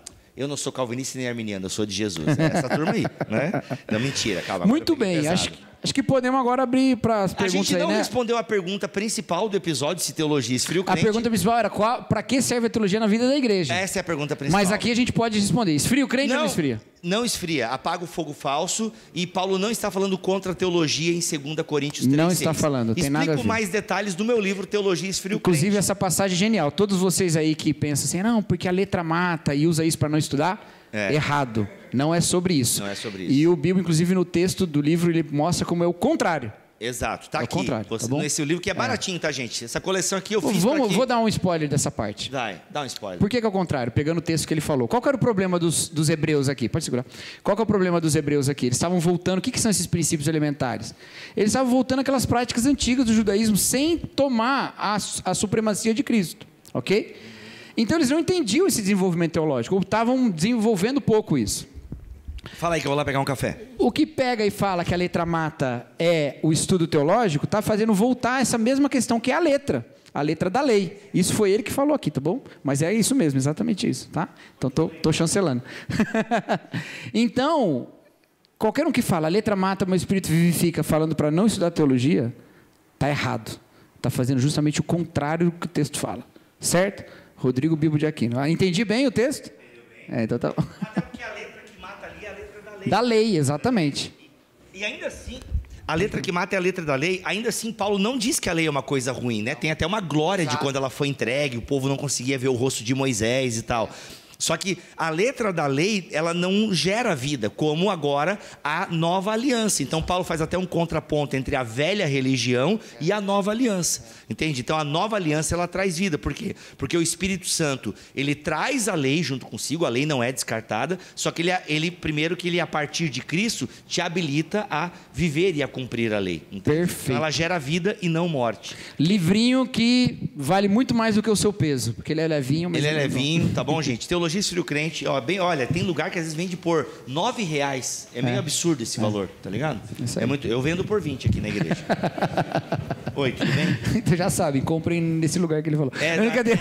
Amazon. Aqui vai com a assinatura dele. Na Amazon é barato, Plenitude, Ebenezer, são lugares que eu sei que são baratos. Muito agora legal. O Ranieri vai ajudar a gente aqui com as perguntas. Oi, Ranieri. Qual a sua opinião sobre Pablo Marçal? Não. E o Carlão tá com o microfone também. Se alguém quiser fazer... O Carlão e a Rio. Cara, aonde? Tudo é Rio? O quê? A Rio. Rio. O apelido dela é Rio, é Laiana. Eu sei. Quem quiser fazer pergunta também, às vezes um follow-up aqui, levanta a mão. Oi. Tu fala no microfone. Estão mandando também. Peraí, tá aparecendo o nosso... Mas é que às vezes faz uma pergunta aí e o cara quer emendar alguma coisa. Tá tudo bem aí, Gilberto? Tá? Tudo bem? Estão aparecendo, Gilberto? Rani, tá ligado aí, Mick? Tá. Mas por que tu não veio com tons de roxo? Tá? Tu errou, né? É verdade, É porque ele não me avisou, né? Então... Inclusive, eu tô mas eu não vim de calça jeans também. E eu tô com a minha Helen da Insider, cupom Bibotal. Meu Deus. Cupom Bibotal aqui na Insider. 15% de desconto. Vai. Bom, vamos lá. Ô, louco! Que isso? Parece que o cara subiu a montanha mesmo. Sobre o Pablo Marçal, só comprar o meu livro que você vai descobrir o que eu penso. Teologia Coach é o nome, né? Isso. Daí, onde vende Teologia Coach? Na Amazon. Na Amazon. Teologia Coach do... Como é o teu primeiro nome? Ranieri. E o teu segundo? Prazer. Costa. Nossa, eu achava que Ranieri era o teu sobrenome. Não, é meu nome. Mas que nome e sobrenome, né? Você viu? Ranieri. Ranieri. É um nome italiano, né? É italiano? Não, tem o cara que era candidato a papa lá, Ranieri canta lá mesa. Podia ter sido, né? Canta La Mesa? Canta La Mesa, né? O nome dele? Nossa, que nome legal. O cardeal. Italiano canta La Mesa mesmo. Não, tinha um que era mais legal, que era o Pizza Bola. Ah, sério? Sério. Não, tinha que ser esse papa, mano. Ia ser legal. Nossa, ia ser muito... Mas ele ia escolher um nome, né? Ele ia escolher outro nome. Um papa gourmet ele ia pegar, né? Ele ia escolher... Tá, para, vamos. Canole disco. A gente tá ao vivo aqui. Para. Vai. Vamos lá. Isso, vamos. Eu fiquei pensando, vou começar aqui com uma pergunta que eu fiz mesmo, eu que pensei sobre isso a partir da fala de vocês, especificamente do que você disse, Bibo, sobre o seu início da conversão ali, aquele período seu assembleano, sapatinho de fogo, canela de fogo. Papai, fala comigo agora. Aquele período ali em que você disse ter aprendido a amar a Bíblia. Isso. E a teologia, ela é um canal, tanto... se ela for feita de uma forma adequada, ela vai produzir saúde para a comunidade, mas se ela não for feita de forma saudável, ela não vai produzir saúde, ela vai produzir todo tipo de violência. Qual é o limiar ali, a linha de separação entre amar a Bíblia e usar a Bíblia para odiar? Nossa, eu acho que a gente vai cair no amor ao próximo. Porque se eu estudar a Bíblia para servir a comunidade, aquilo que não serve à comunidade deve ser descartado. Entende? Então, se eu uso a Bíblia para dominar as pessoas, para impor a minha vontade, para impor a minha teologia, entende? Se eu uso a Bíblia para satisfazer os meus desejos, para eu satisfazer a minha opinião, eu vou estar descumprindo o propósito dela. O propósito da teologia é servir a comunidade, aquilo que o Cacau falou depois, é aprender a comprar as batalhas. E isso a gente enfrenta muito no ministério virtual que a gente tem, né? Eu enfrento mais, o Cacau também enfrenta, até por estar ligado ao Bibotalk, mas de vez em quando ele abre as caixinhas dele no Instagram, tenho certeza que aparece caixinha do tipo: meu pastor ensinou isso, o que você pensa sobre, né? Então, é a segunda opinião, né? Eles acham que a gente é o segundo médico. E não é assim, tipo, porque eles confiam na gente, entendeu? Sim. E aí eles começam a perceber que, mas a minha igreja está um pouco diferente isso. Então a gente tem que tomar cuidado com essas batalhas que a gente compra na internet. Tanto que um cuidado que o Bibotalk tem já há muitos anos, é uma marca nossa, né? E não é culpa minha, não, é culpa dos meus amigos, sabe? Que sempre me ensinaram a fazer teologia muito de olho na igreja, entende? Então assim, é isso, assim, cara, como é que isso vai reverberar na igreja? Até quando a gente toca quando a gente fez o Igreja Tóxica, a gente relutou para fazer esse episódio em 2022, sei 21, lá. 22, A gente relutou em fazer esse episódio porque a gente sabe que a gente poderia dar munição para pessoas de forma errada, entende? Só que ao mesmo tempo a gente não pode se isentar de falar aquilo que é certo também. Mas a gente sempre fala com muito cuidado, né? Com muito, tipo assim, olha, não use o nosso argumento para chegar na cara do seu pastor e dizer que ele está errado. Entende? Não, converse com ele. E às vezes o conselho que a gente dá infelizmente não adianta, a tua liderança não vai mudar. Então talvez você tenha que ensaiar sair da igreja, entende? Então é usar a teologia como Jesus utilizou, entende? Eu penso que Jesus utilizou a teologia para aproximar o reino de Deus das pessoas. E ao mesmo tempo, enquanto aproxima o reino de Deus das pessoas, também nessa aproximação vai ficando evidente quem são os falsos mestres, que ele mandou a gente também tomar cuidado que eles existem, né? Eu acho que o silenciamento é a origem de todas as violências, porque a violência é sempre tentando calar. Então, quem cala e não desafia o sistema, estando correto ou errado em fazê-lo, mas quem cala não sofre violência porque ele já interiorizou o silêncio, né? Por que eu estou falando isso? Porque na prática da igreja, a gente segue o que o John Stott falou no livro dele lá, né? Ouve o Espírito e ouve o mundo, né? Ouça.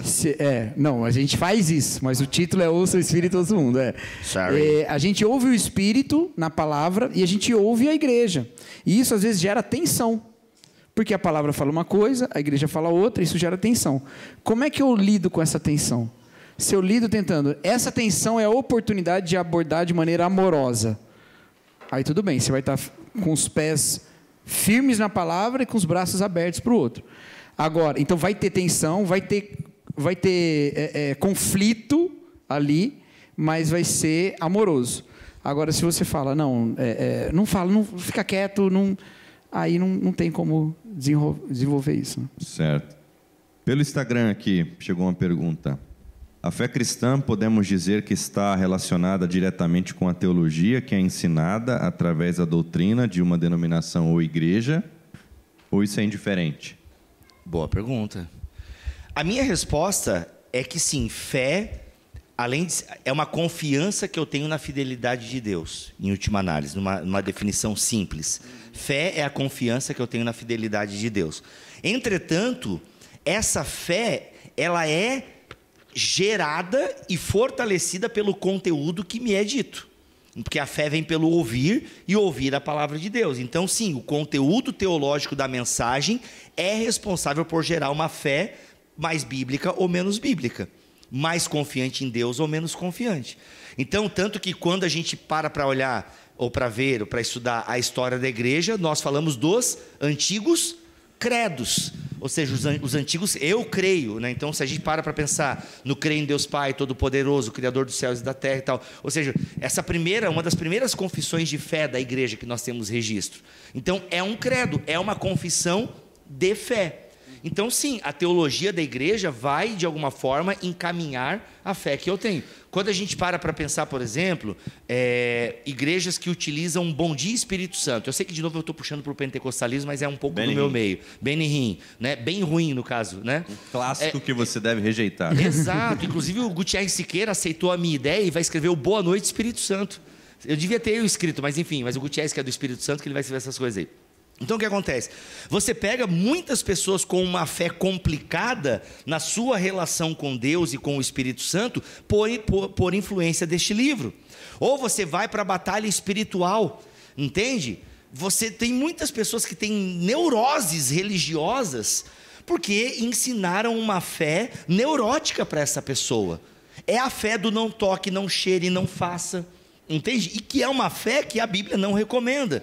Então, sim, a minha fé, ela é diretamente ligada à minha teologia. Tem algumas coisas que são difíceis de explicar. Por quê? Porque a pessoa pode ter uma fé bem complicada no seu conteúdo, mas no seu interior ser extremamente piedosa e acreditar em Deus e tal. Que é o exemplo que eu dei num vídeo recente no meu canal, de pessoas que congregam na Universal. Então, assim, para mim, na minha opinião pessoal, aqui falo só como Rodrigo Luiz de Aquino, CPF 042, não se mentira. Não, vai tomar golpe aí. Não, que é a minha chave Pix. Eu não sei, gente, ele é meio doido assim, então... chave Pix. É minha chave Pix, manda um Pix. O que acontece? A minha opinião é que não é nenhuma igreja, né? Eu considero a Igreja Universal uma empresa, entende? Eu considero uma igreja... Uma franquia, exatamente. Mas, concordamos. Cara, mas curiosamente tem gente que conheceu Jesus Cristo lá. Perfeito. E que é piedosa, entende? E é uma pessoa que confia em Deus, entende? E que teme a Deus. E tem algumas que continuam lá até hoje, não sei como, mas continuam lá até hoje.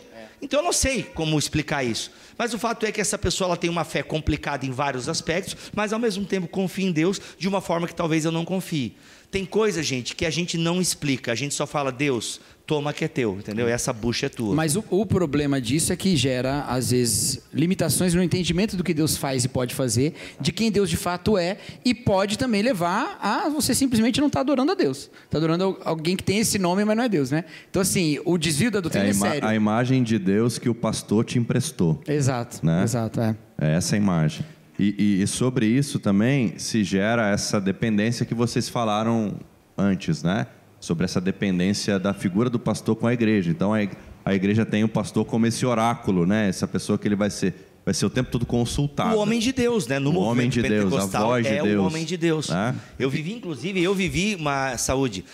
uma infalibilidade pastoral, né? Eu vivi isso. Tanto que eu escrevi, um dos motivos de terem me tirado da Assembleia, foi um texto que eu escrevi chamado Catolicidade Romana Pentecostal. Por que eu escrevi esse texto? Né? Foi. Foi ousado. Eu fui um pouco inspirado, acho que no Paul Freston. Eu peguei alguma coisa do Paul Freston no Nem Anjos Nem Demônios, um clássico da sociologia da religião, e eu peguei e fiz uma adaptação, porque no movimento pentecostal se falava muito do catolicismo romano. E aí um dia eu me enjoei um pouco disso, e eu falei, mano, o pessoal fala mal, mas não percebe o tanto de ponto de contato que tem com o catolicismo romano. Aí eu comecei a falar, nós temos vestes litúrgicas. O movimento pentecostal, pelo menos na época que eu fazia parte, você não pregava sem terno e gravata. O homem de Deus anda de terno e gravata. O Cacau está começando a fazer isso agora aqui na igreja. Mas é mesmo, tem mais unção na gravata. Eu vou ter que comprar um terno para eu pregar aqui agora. Mas eu já falei, gente, aqui eu comecei a dividir o púlpito e eles pregam melhor que eu, então eu tenho que me destacar na minha roupa. E eu é nas piadas. Eu uso a piada para esconder meu pouco conhecimento. Entendeu? Então o que acontece? É brincadeira isso, viu, gente? O meu é verdade. Aí o que acontece? Aí era roupa litúrgica. A gente, daí, para encurtar o assunto, e nós tínhamos também os nossos santos, né? E os homens de Deus sentados lá na frente. E eu já cheguei a ouvir de pessoas: nossa, quando eu chego na igreja e eu vejo aqueles homens de Deus lá na frente, eu me sinto segura. E tinha a infalibilidade papal. Eu também já ouvi, não é nem que alguém me disse, eu ouvi: cara, tu tem que respeitar o pastor fulano de tal, porque ele é a voz de Deus para a nossa comunidade aqui. Entendeu? Eu tenho uma pergunta para fazer sobre isso, mas a Fernanda levantou a mão ali. Fala, Fernanda. Está com o microfone. Olá. Tudo bem, Fernanda? Tudo bem. Tem uma pessoa aparecendo atrás da câmera, você que está vendo aqui no vídeo, tá bom? Não, mas eu pedi para não filmar. Por quê? Para não ficar dando muito movimento ali. Fica não, mas não filma mesmo. Mas mas não tem problema. Tá. Vai, Fernanda, vai lá. Em relação ao tipo de teologia que você recebeu, que você vive, que você conhece, raso ou profundo, ela vai interferir diretamente. Porque só dentro dessa questão que você citou do exemplo da Universal, né? Eu também tenho pessoas tem gente da família que está lá há 20 anos. E aí, às vezes, eu fico me perguntando como que ainda está, né? E eu queria perguntar o seguinte: esse tipo de teologia, ou a teologia rasa, o leitinho, ele vai interferir diretamente em como essa pessoa vai lidar, não só com as questões da igreja, mas com a vida, com as adversidades, no trabalho, com a família. Qual é a posição de vocês? Boa, hein, Cacau? O que o pecado faz com a gente, gente? O pecado não manda só a gente para o inferno. Mandar a gente para o inferno é uma consequência eterna de uma realidade imanente, que é a realidade do inferno, que a gente transforma o mundo por causa do pecado, tá? Só que o lance é que o inferno não tem fim, e nesse mundo, né? Quem foi que disse isso? Foi Spurgeon? São os outros? Não, esse foi o Sartre. Também é verdade, mas aí no outro sentido. O Spurgeon, acho que disse... Não sei se foi Spurgeon. Alguém disse. Clarice Lispector. Alguém disse. Clarice Lispector, C.S. Lewis e Oscar Wilde, pode colocar na conta deles. Exatamente. Ou Romário. Ele diz assim, que a terra é todo o céu que os ímpios conhecerão e o único inferno que os crentes viverão. É a terra. Porque a terra tem aspectos celestiais. Fala devagar aí, que eu gostei disso aí.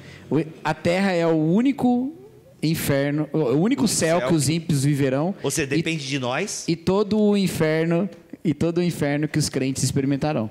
Porque a terra tem situações celestiais e infernais, certo? Então você vai lá para praia, é um céu lá, né? Se bem que diz lá em Apocalipse que o mar já não existe, né? Então já não sei. Mas assim, você vai para algum lugar, é o céu, né? Monte Verde, né, Carlão? Vai lá para o Monte Verde, é o céu. Mas também tem violência, maldade, inferno, né? Então, o pecado, os efeitos infernais do pecado, eles já se manifestam aqui. Sem nem diabo, a gente já poderia estar fazendo uma vida do outro inferno, e a gente faz mesmo. Aliás, o diabo não é culpado por um monte de coisa. Por um monte de coisa. E por várias outras. Às vezes o diabo fala, meu Deus. Mas aí, o que acontece, gente? O que acontece? Nessa situação... Juro por Deus que não fui eu. Mas aí, nessa situação, a gente... O Evangelho não vem só nos dar o caminho para o céu. Ele vem restaurar essas nossas relações. Em que o aspecto celestial da vida, ela é ressaltada na relação conosco. E aí os aspectos infernais são preenchidos de graça através da nossa vida. Então uma boa teologia me leva a botar um pouquinho de céu na vida de quem não conhece outro céu. Entendeu? Então o cara perdeu alguém vítima da violência no mundo, ou vítima das drogas. É uma situação infernal. E eu vou lá e acolho essa pessoa dizendo, mas esse mundo não é só inferno. Ele também é céu. E tem um céu eterno no qual já não mais existe inferno. Entende? Então esses efeitos práticos de uma boa teologia, eles são muito mais do que eu simplesmente ter a resposta correta na boca. Ele traz toda uma gama de compreensão divina da existência. E isso nos dá... isso gera vida mesmo, gera vida na gente. Né? Um outro exemplo que eu vivi também muito no movimento pentecostal é que você deixa de viver algumas coisas boas da vida por causa de uma teologia errada. Exato. Entende? Então, assim, por exemplo, privado desse céu. Você é privado de exigir no cinema. Tem gente que não vai pra praia, né? Se aniversário do tio que não é crente. Exatamente. Você não vai em festas familiares porque é o batizado de alguém que você não concorda, que você não pode ir porque é coisa de católico. Você não vai no cinema porque filme é pecado. Entende? Então, assim, eu vivi isso por 6 meses da minha vida. Então, por exemplo, eu não usei bermuda.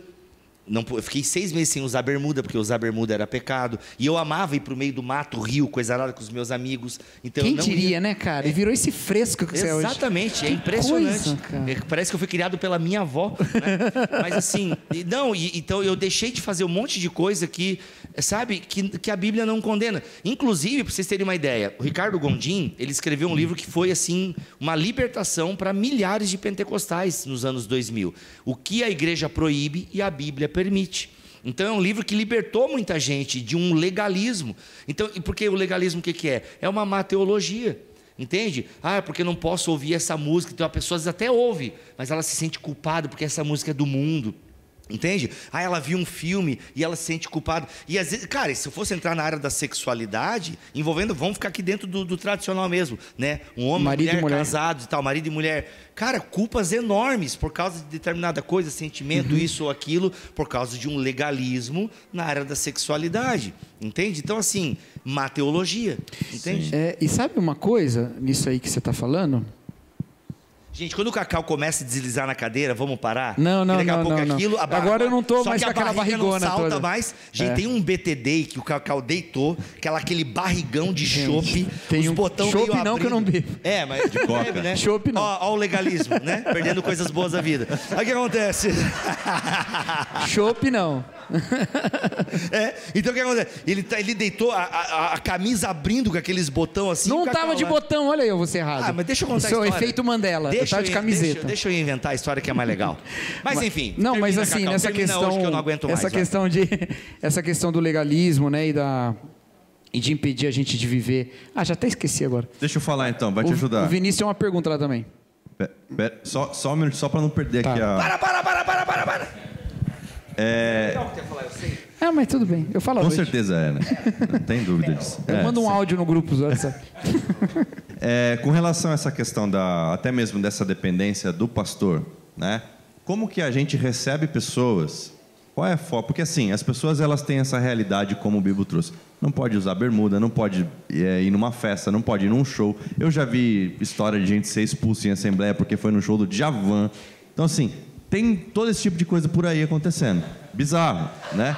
Mas porque eu fico pensando assim, uma pessoa que entende de Djavan e congrega numa igreja dessa, alguma coisa não está fechando. Pois mas assim, enfim. Quem ouve Jeová não ouve Djavan. Tipo isso. Bom, vamos lá. Se essa má teologia gera essa dependência pastoral, né? Então essas pessoas elas estão de certa forma viciadas na aprovação do pastor, não é?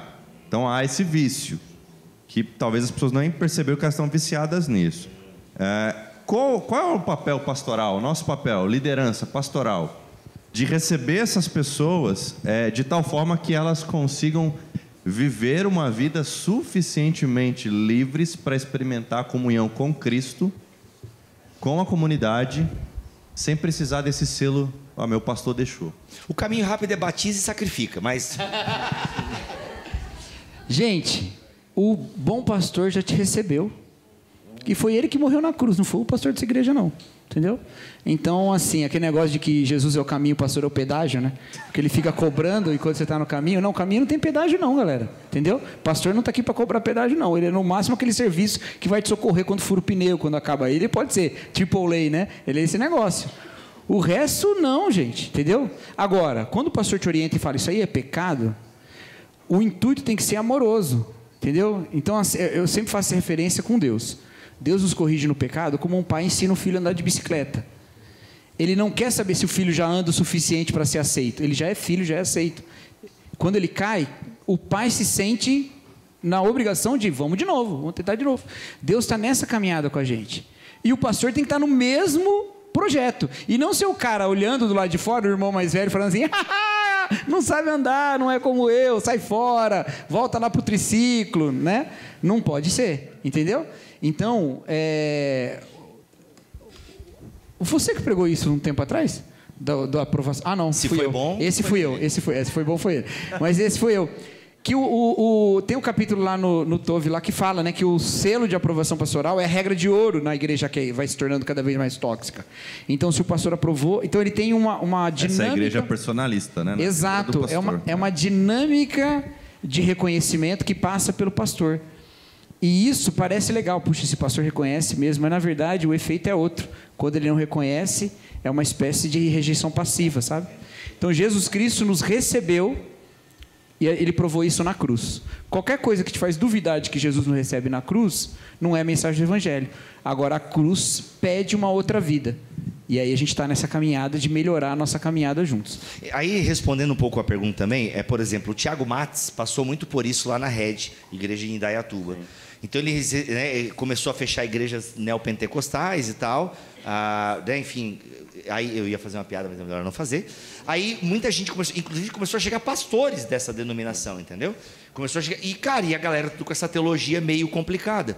Então ele de fato tem que fazer um detox teológico com esse pessoal. Tanto que daí nasceu o livro Jesus Não É Quem Você Pensa, do Tiago Matos. Esse livro nasce assim, mano, essa galera não sabe o básico sobre Jesus.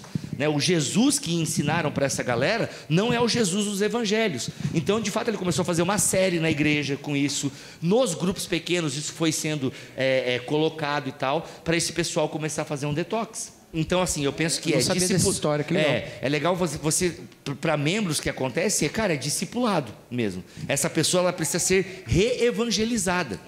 Entendeu? Não é porque ela não é crente, mas é porque ela só aprendeu uma parte. Exato, exato. Então... E de certa maneira, e é muito comum nesse contexto mais pentecostal, né, evangélico, essa condenação, por exemplo, à idolatria das imagens católicas. Exato. Mas o sujeito está idolatrando a imagem de Jesus do pastor. Não, eu já falei. Se a sua igreja tem uma foto do pastor na fachada... Pode ir embora. Meu, assim, é complicado. É melhor entrar numa igreja católica e ter uma imagem de São Pedro, porque Pedro eu sei o que fez, o seu pastor eu não sei. Então a imagem de Pedro vale muito mais, entendeu? Porque, não, mas aqui a gente não adora o pastor. Tá bom, mas precisa disso? Precisa disso? O Carlão estava fazendo uma foto sua e da Nath para pôr ali, assim, ó. Puxa vida. Era uma surpresa, né? Você estragou tudo. Aniversário da Nath. Pergunta. Bom dia, tudo bem? Eu sou um acompanhante aí do BTcast há bastante tempo, né? E em algumas das pregações que eu vi de outros, né? Eu escutei uma vez um pastor falando que às vezes muitas pessoas tiram o inferno a alma do inferno, mas não o inferno da alma. E muitas vezes, né, a gente que tenta estudar, correr atrás, entender um pouco mais sobre a fé que a gente professa, a gente se encontra em um dilema. Qual?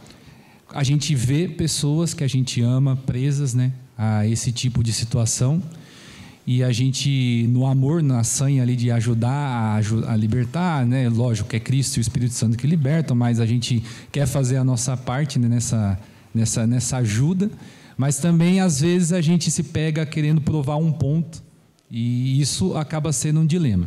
A minha pergunta é: o Bibo falou que já estragou alguns churrascos, eu também já tive essa infeliz situação de alguns churrascos serem estragados. Como que a gente consegue perceber quando a gente está fazendo uma coisa ou outra, e quando a gente percebe, como que a gente, não como a gente ora, mas qual é o tipo de reflexão que a gente faz para que a gente consiga não estragar churrascos e abençoar pessoas? Esse papo de churrasco me deu vontade de... É verdade. Churrasco. Não, pois vai tu aí, eu acho que história, acho que vai um pouco nessa direção. Né? É a caminhada da compreensão da crise do outro, né? Cada um está numa posição, cada um está num estágio dessa caminhada. Agora a gente tem que ajudá-lo a olhar para a direção certa, apontar a direção certa. Às vezes basta jogar uma outra possibilidade, já ajuda a pessoa a redirecionar, entendeu? Só que existe um compromisso com isso. Pessoas que saem de relacionamentos complicados de igreja, elas ganham uma segurança doutrinária, mas elas podem perder uma segurança relacional. E é muito comum gente que sai de igreja ruim, depois ficar sem igreja nenhuma. E não é porque ele não acha a doutrina boa, ele acha. Ele só rompeu laços que eram muito significativos para ela e não conseguiu construir outros. Então, toda igreja que quer combater o falso evangelho precisa abrir os braços para a relação com gente que vem de lugares complicados. A gente nem sempre faz esse caminho.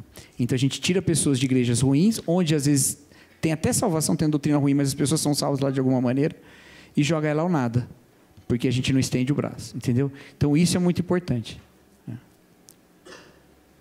Juliano. Essa é a última, né? A última. E depois eu faço a... Eu vou só fazer um comentário em cima do que o Vinícius falou, que o Helmut Ehrlich, naquele livrinho do Conselho para Jovens Pastores e Teólogos, ele fala da adolescência teológica, né? Que é quando eu tenho o conceito teológico, mas eu não tenho a espiritualidade para lidar com aquele conceito. Uhum. Então, fica uma coisa assim, eu sei academicamente, mas eu não tenho o peso espiritual daquela doutrina, que pessoas morreram por causa daquilo, né? O cara não estava só querendo provar um ponto. Ele estava... Existem consequências práticas daquilo e às vezes o jovem teólogo, né? Eu falo isso como um seminarista aí que terminou o seminário em 2023. Então, nossa, na hora que o Bibo contou da questão de estragar churrasco, eu já veio o filme na minha cabeça, assim, de falei, cara, se pudesse... Eu tô olhando pro Jairo ali, ó, seu irmão. Então, né, se puder... Cadê a Pri? Se pudesse voltar no tempo, sabe? Porque, assim, eu tinha os conceitos, eu sabia, mas eu não tinha maturidade espiritual para lidar com aqueles conceitos. E a minha pergunta é o seguinte... A igreja manda o seminarista para um seminário da sua própria denominação. Então, o seminarista volta com as ênfases daquela denominação, certo? E aí ele se decepciona quando ele chega na igreja e percebe que a sua igreja não está coerente com aquilo que a sua própria denominação está pregando. Porque o luterano não vai fazer batista, ele vai fazer um seminário luterano, né? Acontece, mas... Sim, eu entendeu? Falando. Então, tipo assim, isso não... Então, assim, para o cara chegar e ter essa coisa de ele estar ali decepcionado com a própria igreja, sendo que ele está fazendo um seminário para ser mais batista do que ele já é, não revela também uma incoerência da igreja, que a própria igreja não está sabendo ser o que ela diz ser? Total. Eu acho que os batistas sofrem mais com isso. A gente tem mais, mas a convenção tem tomado umas medidas para tentar resolver essa situação, né? Mas, total, concordo plenamente. O Bibo está em denominação nova, mas ele foi formação luterana e está na luterana agora, né? Exato, ele tentou fugir, mas... Mas assim, eu fiz o seminário na Faculdade Luterana de Teologia, e isso, de vez em quando, eu ouvia também em sala de aula. A gente aprende isso, mas o pastor da comunidade que me enviou já ensinou algo diferente e tal. Então, eu acho que isso acaba afetando a maior parte dos seminários, né? Acabam sendo afetados por essa incoerência em que o seminário está ensinando. Agora, eu não estou dizendo que é o que aconteceu no meu seminário, mas às vezes pode ser um pouquinho também. Às vezes os seminários estão longe das igrejas. Estão meio assim, tipo, eles não estão... O que eles estão ensinando já não é mais pergunta que a igreja faz, ou que a igreja precisa. Ou são perguntas que a igreja não faz ainda, inclusive. Exato. Às vezes o seminário está lá na frente fazendo outras coisas. Ou o seminário está muito atrás, ou ele está à frente e está desconectado da vida, do chão da igreja. Também, porque assim, um amigo meu, ele foi fazer engenharia, depois de 15 anos trabalhando num setor de uma empresa, ele teve que fazer o curso, entendeu?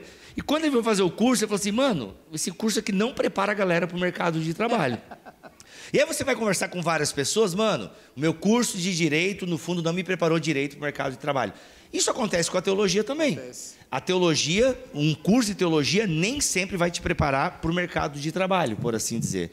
Então a pessoa tem que ela tem que ter muito chão de igreja. E isso era uma coisa que o pessoal na época me elogiava no curso da FLT.